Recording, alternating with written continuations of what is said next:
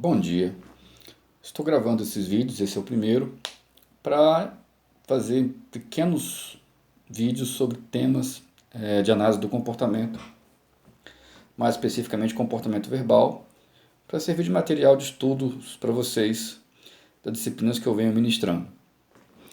Então eu vou começar com comportamento verbal, a definição de comportamento verbal.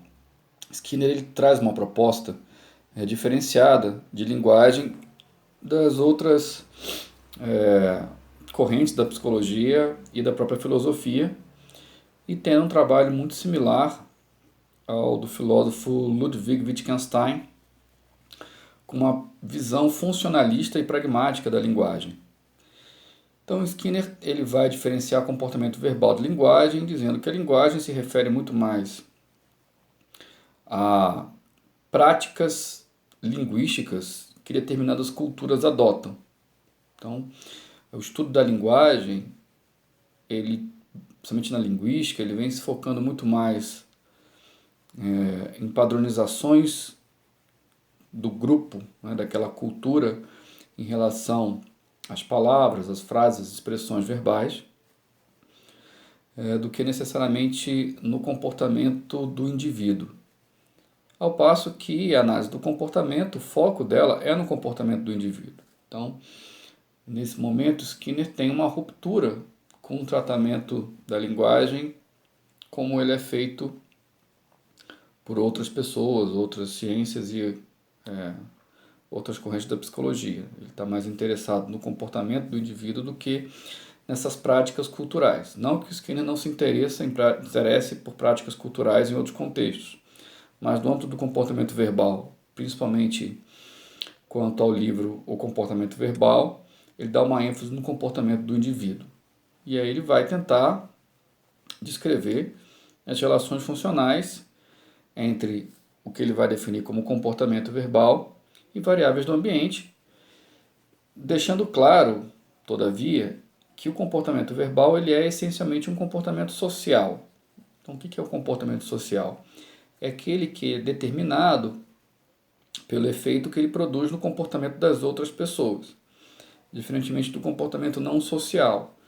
Então, o comportamento não social, por exemplo, seria girar uma maçaneta, tendo como consequência abrir uma porta. Esse é um comportamento que ele vai produzir efeitos no ambiente independente da ação de outras pessoas. Já o comportamento verbal, como outros comportamentos sociais, eles vão atuar no ambiente específico, numa parte muito específica do ambiente, que é sobre o comportamento das outras pessoas. Então, a primeira característica do comportamento verbal é que ele é estabelecido e mantido pelo efeito que ele produz no comportamento das outras pessoas, o que torna esse comportamento verbal um comportamento social. Só que, diferentemente de outros comportamentos sociais, o comportamento verbal, para ele ocorrer, para que ocorra a interação entre quem está emitindo um comportamento verbal e quem está reagindo ao comportamento verbal, eles precisam ter uma coisa em comum. Na realidade, é um treino em comum.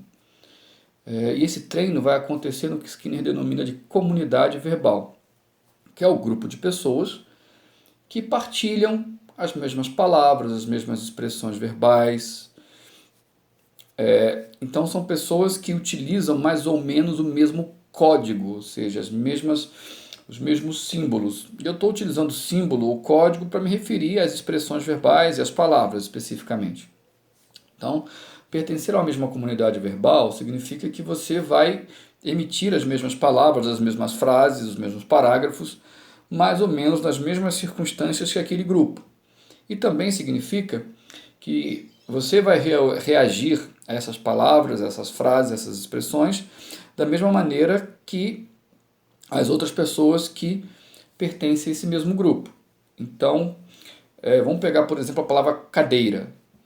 Então, uma pessoa ela pertence a uma comunidade verbal quando ela vai usar essa palavra cadeira, mais ou menos nas mesmas circunstâncias que as outras pessoas desse mesmo grupo usariam a palavra cadeira. Ao mesmo tempo, ela vai pertencer a uma comunidade verbal caso ela reaja à palavra cadeira mais ou menos da mesma maneira que as outras pessoas desse mesmo grupo. Quem emite um comportamento verbal será denominado por Skinner de falante. E quem tem seu comportamento afetado por um estímulo verbal, Skinner vai denominar de ouvinte. Por mais que Skinner utilize falante e ouvinte, ele não vai fazer uma identidade do comportamento verbal com o comportamento vocal. Então, para Skinner, o comportamento verbal pode envolver a escrita, pode envolver gestos. Não só o comportamento vocal, o comportamento de fala.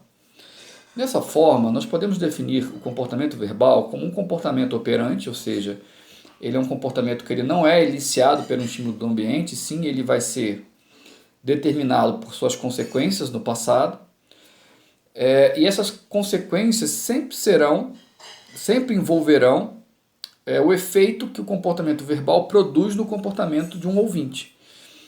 Então, o comportamento verbal ele é aquele comportamento que vai ser mantido e estabelecido pelos efeitos que ele produz no comportamento de um ouvinte. Agora, para que o comportamento do falante tenha efeito sobre o comportamento do ouvinte, falantes e ouvintes devem pertencer à mesma comunidade verbal, como eu expliquei agora há pouco. Ou seja, eles têm que partilhar esse código.